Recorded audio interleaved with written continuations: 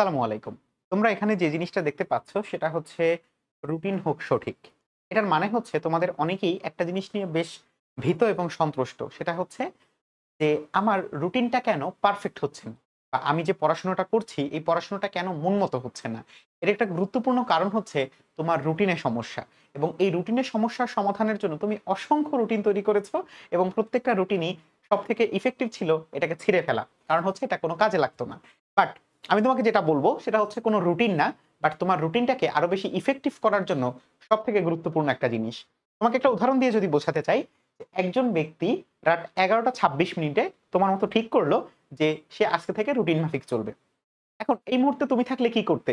এই মুহূর্তে তুমি বসে তুমি একটা বিশাল ফর্দ বানাতে এবং সেই ফর্দের মধ্যে তুমি হচ্ছে লিখতে যে আমার আগামীকালকে এটা করতে হবে, পরশুদিন এটা করতে হবে, রেগুলারলি এই কাজগুলো করতে হবে।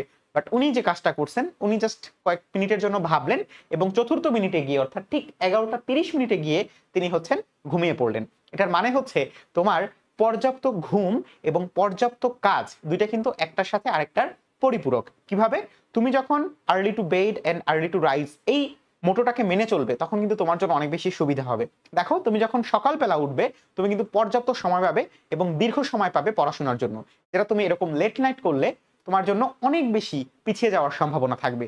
এবং এ কারণেই তুমি যখন কোনো একটা রুটিন তৈরি করছো সেই রুটিনে সবার আগে যে বিষয়টা মাথায় রাখতে হবে যে তোমাকে এই যে ঘুম বা পর্যাপ্ত ঘুম এই ব্যাপারটাকে প্রায়োরিটি দিয়ে এবং একই সাথে এই ঘুমটা যেন হয় আর্লি টু বেড অর্থাৎ একটা নির্দিষ্ট সময় অর্থাৎ সেটা অবশ্যই 12টার পূর্বে বা 12টার কাছাকাছি সময়। এবং এতে করে কি হবে? তুমি পর্যাপ্ত সময় পাবে এবং তুমি তোমার রুটিনটাকে ফলো করার জন্য একটা পারফেক্ট বা হচ্ছে অতিরিক্ত টাইম তুমি গেইন করতে পারবে। এবং এ কারণেই বলা হয় রুটিন হোক সঠিক এবং একই সাথে রুটিনটা হোক পরিকল্পনা মাফিক, যেখানে তুমি পাচ্ছ পর্যাপ্ত ঘুম এবং এই পর্যাপ্ত ঘুম থেকেই কিন্তু তুমি পর্যাপ্ত পড়াশোনা করতে পারবে। ধন্যবাদ তোমাকে। আসসালামু আলাইকুম।